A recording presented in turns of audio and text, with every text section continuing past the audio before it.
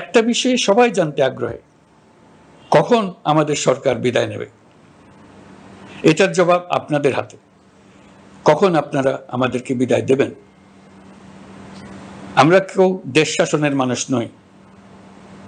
আমাদের নিজ নিজ পেশায় আমরা আনন্দ পাই। দেশের সংকটকালে ছাত্রদের আহ্বানে আমরা এই দায়িত্ব গ্রহণ করেছি।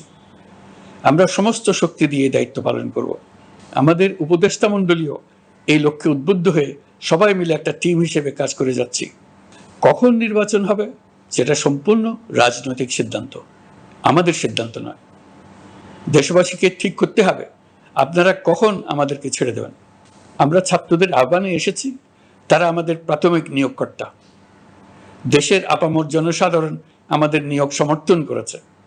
আমরা ক্রমাগতভাবে সবাইকে বিষয়টি স্মরণ করিয়ে যাব, যাতে হঠাৎ করে এই প্রশ্ন উত্থাপিত না হয় আমরা কখন যাব।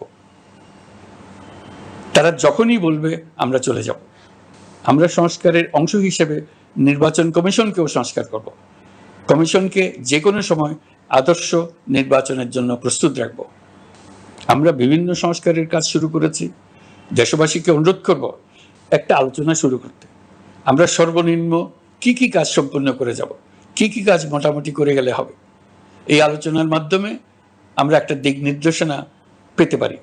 তবে চূড়ান্ত সিদ্ধান্ত রাজনৈতিক সিদ্ধান্ত, সেটা রাজনৈতিক আলোচনা থেকেই আসবে। এই দিক নির্দেশনা না পেলে আমরা দাতা সরকার এবং আন্তর্জাতিক অর্থনৈতিক প্রতিষ্ঠানসমূহের সঙ্গে আলোচনায় দৃঢ়তার সঙ্গে অগ্রসর হতে পারছি না। আমি নিশ্চয়তা দিচ্ছি, আমরা আমাদের পক্ষ থেকে মেয়াদ বৃদ্ধির কোনো প্রশ্ন তুলব না। আমরা আপনাদের সকলের দোয়া চাই।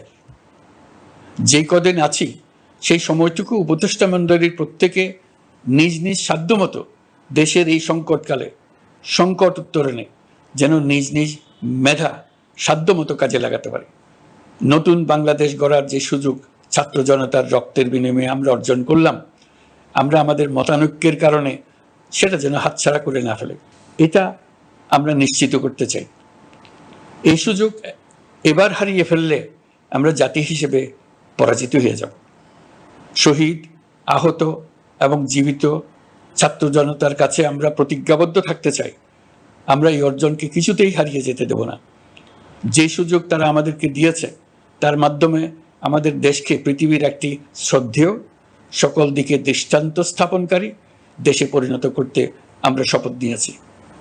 সবশেষে আবারও আমাদের দেশের সকল মানুষ, শিশু, কিশোর কিশোরী, তরুণ তরুণী, বয়স্ক, বৃদ্ধ, নারী, পুরুষ সবার কাছে দোয়া চাইছি যেন আমরা আমাদের সকলের স্বপ্ন বাস্তবায়নে সফল হই।